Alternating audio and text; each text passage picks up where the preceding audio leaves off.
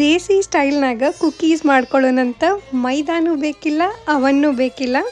1 cup ಬೆಲ್ಲಕ್ಕೆ ಅರ್ಧ cup ನೀರು ಸೇರಿಸಿ ಕರಗಿಸಿ ಆರಿಸಿಟ್ಕೊಳ್ರಿ.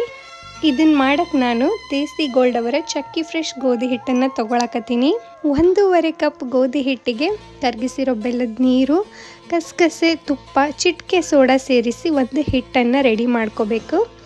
ಬೇಕನ್ಸಿದ್ರೆ ಸ್ವಲ್ಪ ಒಣ ಹಿಟ್ಟು ಹಾಕ್ಕೋಬೋದು.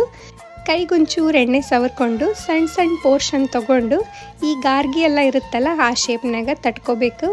ನಾವು ಇದಕ್ಕೆ ಬೆಲ್ಲದ ದಶಮಿ ಅಂತ ಹೇಳಿ ಕರಿತೀವಿ. ತಟ್ಕೊಂಡಿರೋ ದಶಮಿನ ಒಂದು ಹಂಚಿಗೆ ಸ್ವಲ್ಪ ಎಣ್ಣೆ ಹಚ್ಚಿ 2 ಸೈಡ್ ನೀಟಾಗಿ ಮೀಡಿಯಮ್ ಫ್ಲೇಮ್ನೊಳಗೆ ಬೇಯಿಸ್ಕೊಂಡ್ರೆ ಆಯಿತು. ನೀವು ನಾನ್ ಸ್ಟಿಕ್ ಯೂಸ್ ಮಾಡಿದರೆ ಎಣ್ಣೆ ಹಚ್ಚೋ ಅವಶ್ಯಕತೆ ಇಲ್ಲ, ಹಂಗೆ ಡೈರೆಕ್ಟಾಗಿ ಬೇಯಿಸ್ಕೋಬೋದು.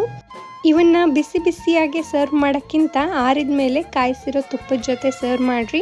2 ವಾರ ಆರಾಮಾಗಿ ಸ್ಟೋರ್ ಮಾಡ್ಕೋಬೋದು ಇವನ್ನ.